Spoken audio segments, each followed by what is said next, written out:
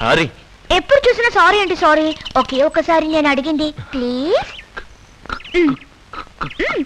కుదరదు. ఇంత డీప్ గా లవ్ చేసుకుంటున్నావు, కుదరదంటే ఎలాగా?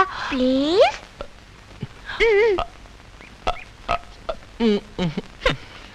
పక్కన ఎవ్వరూ లేరు కదా, ఇంకా సిక్కేందుకు? చెప్పొచ్చు కదా. 1 2 3. I love you. అమ్మయ్యా, ఇప్పటికైనా చెప్పావు.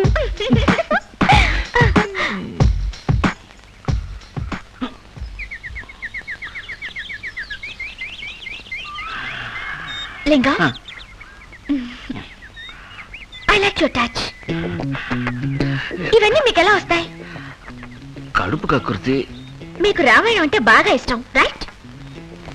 రైట్. కానీ కొంచెం లెఫ్టిస్ట్ లో మాట్లాడతారు. సరే, లెఫ్ట్.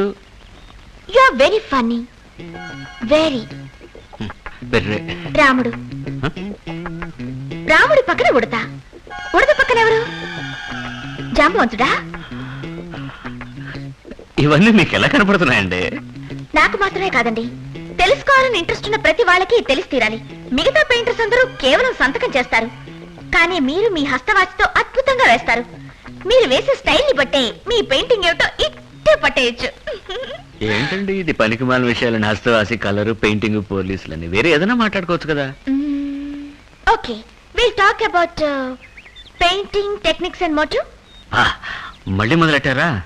మీకు బోర్ కొడుతుంది కనుక నేనేం అడిగినా చెప్పడం లేదు, కానీ నేనలా కాదే, చాలా విషయాలు తెలుసుకోవాలి. లింగం, ఏంటి మీరు బ్రష్ వాడకుండా చేత్తో పెయింటింగ్ వేస్తారు? ఏ ఎఫెక్ట్ కోసం? ఒక ఎలక్ట్రిక్ ఎఫెక్ట్ కోసం. లింగం, ఏంటండి మొదట్లో టవల్తో తుడిచేవాడిని, ఇప్పుడు చేతితో తుడుస్తున్నాను అంతే. మీరు చేయబట్టుకోండి. Towel for texture, right? Left. Right right. Please చెప్పండి.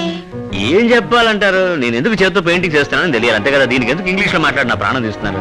ఇదేం కొత్త టెక్నిక్ కాదండి, రాముడి కాలం నుంచి ఉంది. రాముడు లంకకి ఎలా వెళ్ళాడు? అది హనుమంతుడు. తెలుసండి. తెలుసు కదా, బ్రిడ్జ్ కట్టి వెళ్ళాడు. అప్పుడు ఉడత ఏం చేసింది? హెల్ప్ చేసింది. దానికి రాముడు ఏమన్నాడు?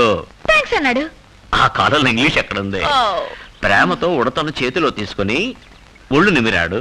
అంతవరకు బూడిద రంగులో ఉండే ఉడత ఆ రోజు నుంచి వీపు మీద 3 గీతలతో ఈ రోజు వరకు తిరుగుతూనే ఉంది.